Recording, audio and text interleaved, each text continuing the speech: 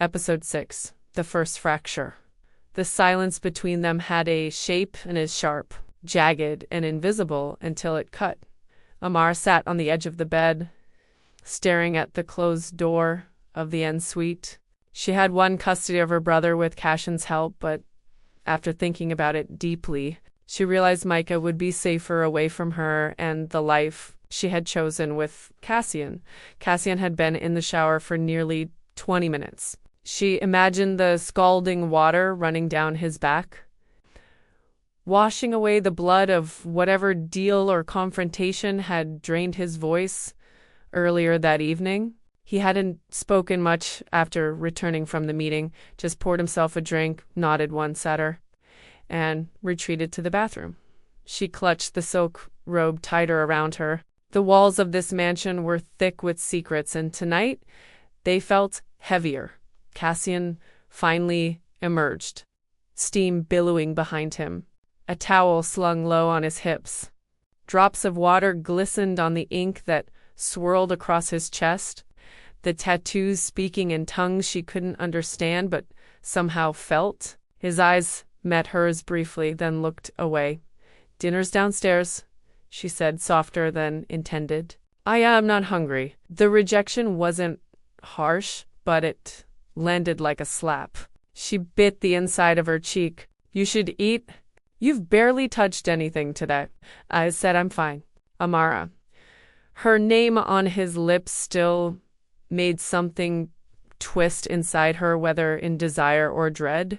She wasn't sure. She rose slowly, moving toward the door. "I'll eat alone then." His voice stopped her. "You're not leaving this room tonight." She turned, the chill of his command lancing through her. "Excuse me." He ran a hand through his damp hair. "There's been movement. I don't trust the perimeter right now. My men are doubling security." "You stay here?" "Movement?" He didn't elaborate. She exhaled, frustration prickling beneath her skin. "So I'm a prisoner again?" "No, you're protected." She laughed bitterly. You keep using that word as if it doesn't mean control." Cassian crossed the room in 3 strides. His presence loomed, a thundercloud of violence barely restrained. But his hands didn't touch her. "You think I enjoy this?" He rasped. "You think I want to keep you locked away like some porcelain doll?"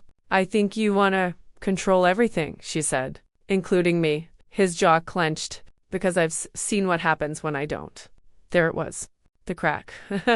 A glimpse of something raw beneath the steel. She softened, just a little.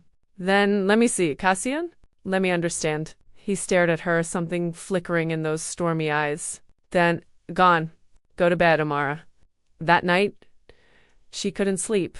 She lay awake, listening to the rain tapping against the windows, wondering what lines had been crossed tonight.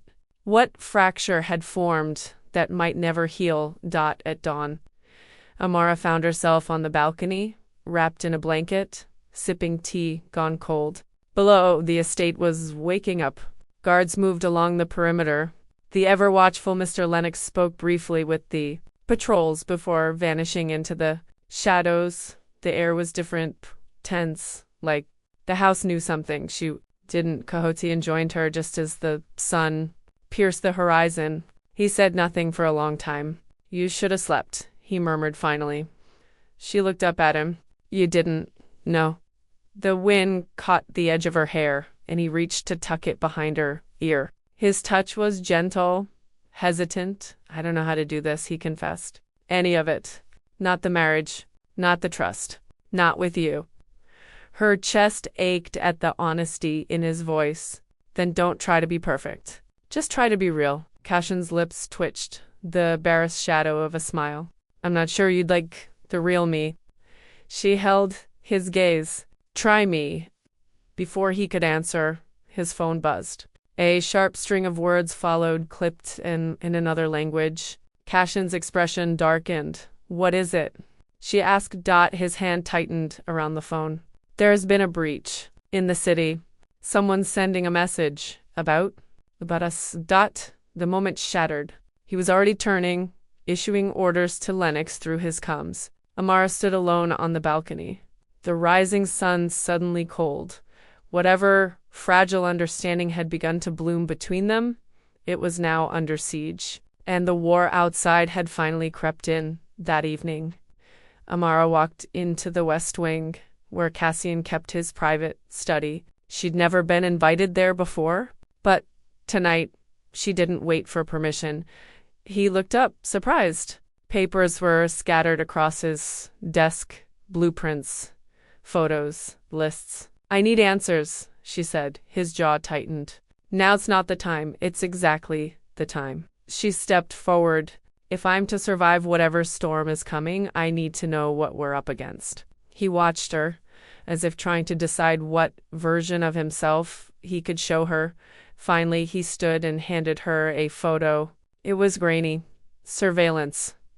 A man with cruel eyes and a scar along his cheek. "His name is Dario Vale," Cassian said. "Your uncle." Amara's breath caught. "He's the one who sold you to me. And now he wants you back."